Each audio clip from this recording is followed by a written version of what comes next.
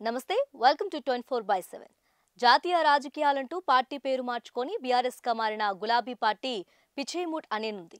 గత అసెంబ్లీ ఎన్నికల్లో భారత రాష్ట్ర సమితి పేరిట ఎన్నికలకు వెళ్లిన బీఆర్ఎస్ అధికారం కోల్పోయింది. 39 ఎమ్మెల్యేలు సీట్లు గెలిచి ప్రతిపక్షానికి పరిమితమైంది. ఇందులో కంటోన్మెంట్ ఎమ్మెల్యే లాస్యనందిత ఓటమి, ఆ తర్వాత జరిగిన ఉప ఎన్నికల్లో కాంగ్రెస్ కు చెందిన శ్రీ గణేష్ గెలుపుతో బీఆర్ఎస్ బలం కాస్త 38కి పడిపోయింది. తర్వాత జరిగిన పార్లమెంట్ ఎన్నికల్లో ఒక్క సీటు కూడా గెలవకపోవటం, 15 చోట్ల మూడో స్థానానికి పడిపోవటం, చాలా స్థానాల్లో డిపాజిట్లు కోల్పోవడంతో కారు పార్టీ ఉక్కిరిబిక్కిరైంది. గెలిచిన ఎమ్మెల్యేలు ఇప్పటి వరకు 7 ఎమ్మెల్యేలు కాంగ్రెస్ పార్టీలో చేరారు.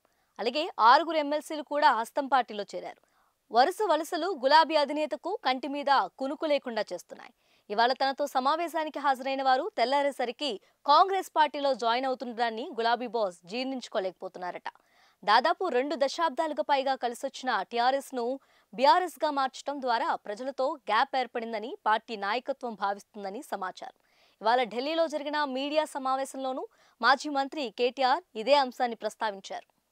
తెలంగాణ రాష్ట్ర ఏర్పాటు కోసం ఆవిర్భవించిన టీఆర్ఎస్ మళ్లీ సెంటిమెంట్ రగిలించాలనే ఆలోచనతో ఉన్నట్టు తెలుస్తోంది.